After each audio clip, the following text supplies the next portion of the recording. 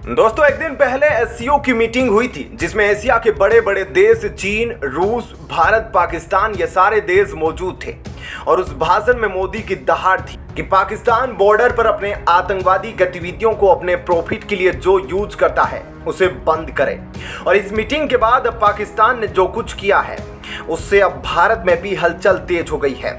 आपको बता दें कि भारतीय सीमा पर परमाणु तोपें किसाने लगा दी है। आप समझ सकते हैं कि पाकिस्तान जो माना जाता है कि परमाणु हथियार उसके पास बहुत सारे हैं, उनमें से कुछ उसने तोपों के ऊपर इस्तेमाल करके सीमा पर तैनात कर दिया है।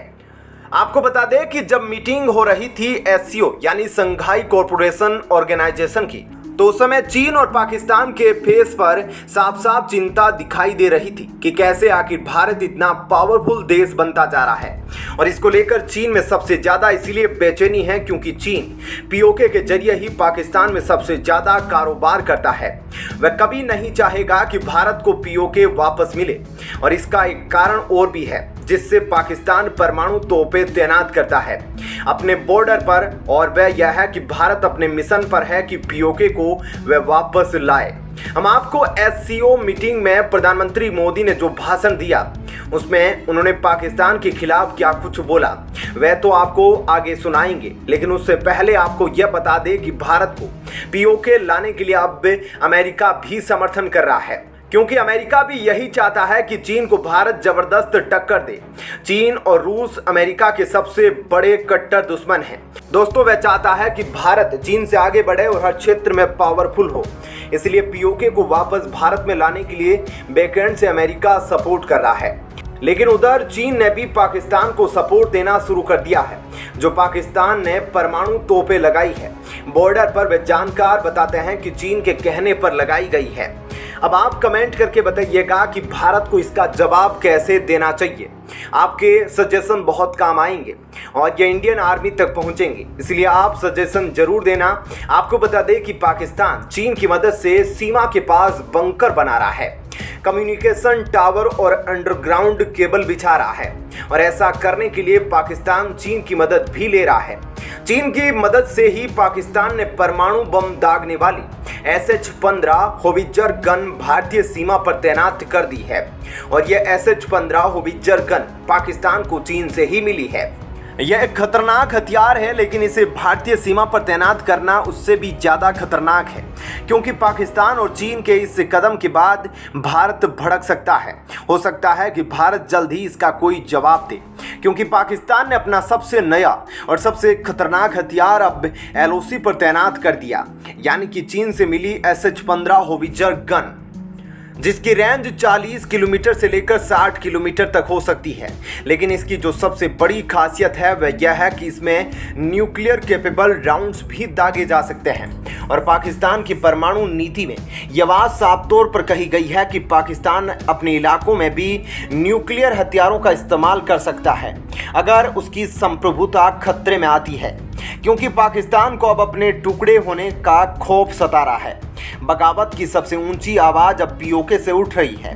भारतीय नेताओं के पीओके को लेकर दिए गए बयान पाकिस्तान को और भी ज्यादा परेशान कर रहे हैं, लेकिन अपने प्रोजेक्ट के चलते पीओके खोने का डर पाकिस्तान से ज्यादा चीन को इस वक्त है। दोस्तों अब आपको सुनाते हैं प्रधानमंत्री मोदी का एससीओ का 2 मिनट का वे क्लिप, जिसमें उन्होंने कैसे पाकिस्तान को सीधे सीधे धोया और चीन मुंह देखता रहा।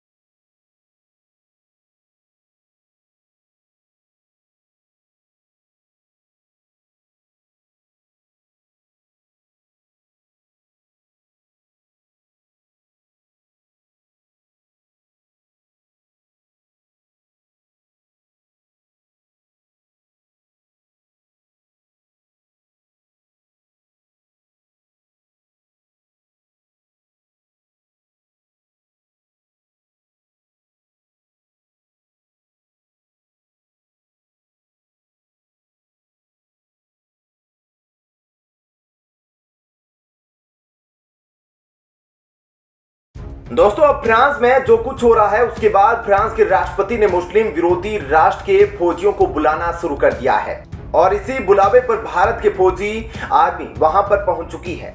इसके अलावा वहां पर इजरायली फौज भी पहुंची है जो इजराइल मुस्लिमों के खिलाफ हमेशा रहता है।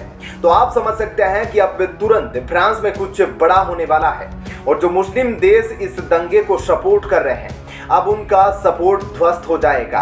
आपको बता दें कि आगामी 15 जुलाई को पीएम मोदी फ्रांस में बतौर चीफ गेस्ट के तौर पर फ्रांस के सबसे बड़े नेशनल डे पर मौजूद रहेंगे और उससे पहले ही इस तरह की घटना पीएम मोदी के लिए सही नहीं है और भारत के लिए भी सही नहीं है। इसी वजह से वहां पर लगातार सैनिक भेजे जा रहे हैं भारत की तरफ से ताकि वहां पर सब कुछ कंट्रोल किया जा सके। और अभी ताजा खबर आई है, इसमें यह बताया जा रहा है कि जो दंगा पिछले 5 दिनों से चल रहा था उसमें अब भारी गिरावट हो रही है केवल और केवल भारतीय और इजरायली फौज के चलते, क्योंकि वहां पर अब बड़े बड़े एक्शन लिए जा रहे हैं उन दंगाइयों के खिलाफ और आंसू गैस के गोले छोड़े जा रहे हैं और भी बहुत सारे खतरनाक एक्शन लिए जा रहे हैं। ऐसे में दंगे होने के बाद अब फ्रांस सरकार यह भी प्लान कर रही है कि जितने भी प्रवासी मुस्लिम हैं उनको फ्रांस से भगाया जाए। अब फ्रांस सरकार ये निर्णय लेगी तब हम आपको अपडेट जरूर कर देंगे, लेकिन इन सब के बीच फ्रांस पर रूस का भी बयान आया है जो पूरे भारत को खुश कर देगा। फ्रांस ने तो सबसे पहले पीएम मोदी की तारीफ इसलिए की क्योंकि इंडियन आर्मी वहां पर फ्रांस के दंगों को कंट्रोल कर रही है, क्योंकि इंडियन आर्मी के पास ऐसी ट्रेनिंग है जो मुस्लिमों को कंट्रोल कर सकती है जैसे भारत में वे करते हैं। इसके अलावा फ्रांस पर रूस ने और क्या कुछ बयान दिया है आपको थोड़ा डिटेल में बताते हैं।